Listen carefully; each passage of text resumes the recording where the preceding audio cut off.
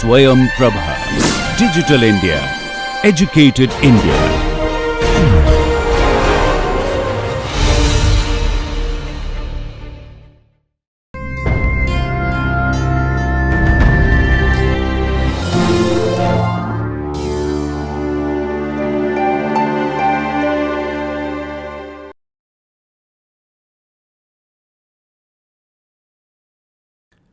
Dependent claims. In this lecture, we will look at three things about dependent claims. One, form of dependent claims, the contents in a dependent claim, and the use of a dependent claim. Form. The preamble of a dependent claim should be similar to the preamble of a parent claim. Now, we use the word dependent and parent. When we refer to the parent, we refer to the main or the independent claim upon which the dependent claim is based. We had seen in the case of the flexible iPhone, claim 1 was the parent claim and claim 2 and 3 were dependent claims. So the preamble portion would look the same. The preamble recites the main portion of its parent. For instance, if the parent claim is a brush for removing dust particles, the dependent claim would be a brush for removing dust particles of claim 1, and it goes further to recite any limitation or any detail that it needs to provide. If the parent has a long preamble, the dependent can shorten the preamble, like a brush of claim 1. Instead of saying a brush for removing dust particles of claim 1, it could be a brush of claim 1. The dependent claim has to indicate the kind of dependence on the parent claim. It should denote that it is depending on another claim. Now, this can be done by using the language as recited in claim 1. You can say a brush as recited in claim 1, or you could say a brush of claim 1. Again, these words indicate dependency. Or you can say a brush as defined or as specified in claim 1 or as defined in claim 1. Now, these are the kind of language that we will use to indicate that the dependent claim is dependent on another claim. The idea of a dependent claim is to limit the scope of the parent claim. Now let's look at the transitions that are used. Now, if you use the transition comprising, a comprising transition is used in a normal case like a brush comprising in addition a blower.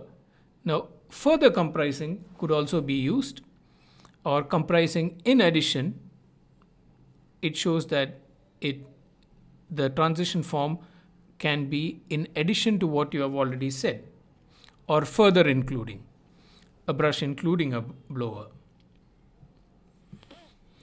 Now you use wherein or in which to further qualify the element, and it is introduced to signify the relationship between two claims. We had seen the use of wherein in the foldable iPhone. The first transition was comprising. The second transition which we saw was wherein, which brought out further details of the three structures in that example. A brush wherein the body is made of wood. So the brush is already recited, wherein brings in the detail about the body of the brush. The dependent claims have to be numbered and arranged. Now, if there is only one dependent claim based on an independent claim, it could figure anywhere. It could be in any place, provided it gives the correct cross-reference. But if you have a series of dependent claims, then you would arrange them close to each other. Content. Now you have to define cooperation between each element recited, as well as cooperation between the two claims. Now the two claims, we are referring to the parent and the dependent claim. Now newly added elements should cooperate. For instance, we saw that in the iPhone foldable iPhone case, we saw that the metal was referred. So there has to be reference to the metal and the fact that the metal forms a part of the display. So the relation or the cooperation has to be clear. It should contain all limitations of the parent. If the parent has 3 limitations in the foldable iPhone, we saw that there was a housing, there was a structure, and there was a display. The same limitations will carry on to the dependent claims. The dependent claim also cannot limit any element of the parent. If there are 3 elements in an independent claim, A, B, and C, the dependent claim cannot just recite A and B or A and C. It has to recite all the elements in the parent. It can add new element or modify existing element. It can add a new element. It can say what kind of metal is used for C, or it can modify an existing element. It can say or bring a limitation to B or to A. So this is permitted. As we already mentioned, it cannot subtract. So it cannot remove anything from the parent claim, but it can always add and modify. Now let's look at this example. The motor of the apparatus of claim 1 used in a vacuum cleaner, where the apparatus of claim 1 includes elements in addition to the motor. Now you could use this to add further detail in claim 1. Now you cannot say an apparatus of claim 1 without the motor. Now that cannot be done. Wherein the first example, the motor of apparatus of claim 1 used in a vacuum cleaner is permissible. You cannot say an apparatus of claim 1 without the motor. That would amount to subtracting what is there in the parent claim. This is not allowed. Limitations by adding elements or by providing detailed description of existing elements. So the limitation can be brought in by adding a new element or by providing detailed description to what is already there. Now let's look at the use of a dependent claim. A dependent claim that adds a blower. An apparatus as recited in claim 1, further comprising means for circulating air. Now that's one of the uses for which you can put a blower to use. So it's a function defined by the means language. A dependent claim for a composition.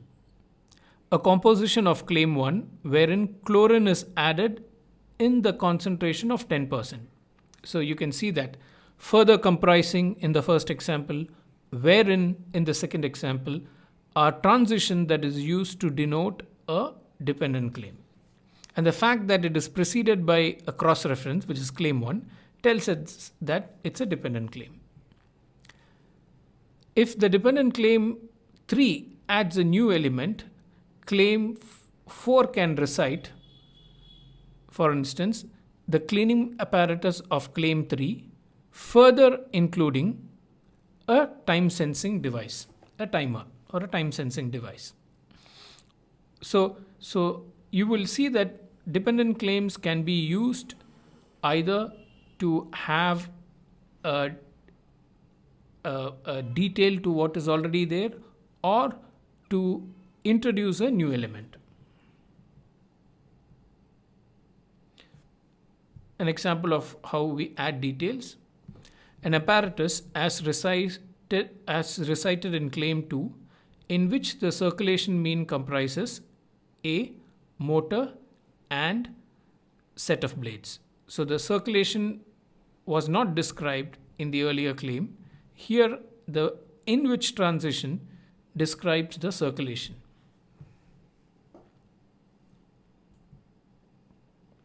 Multiple dependent claims.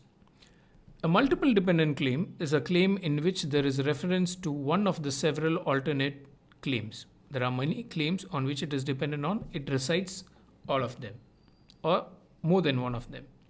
It's a shortcut for writing a set of multiple dependent claims. So if you want to write a set or a series of multiple dependent claims, it is easier for you to give cross-reference so they are all linked together.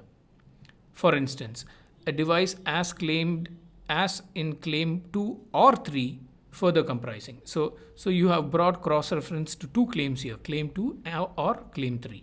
So it could be either of the combination. So a device as in claim 2 or 3 further comprising. So this is a multiple dependent claim because this claim is dependent on 2 and on 3, depending on how you read it.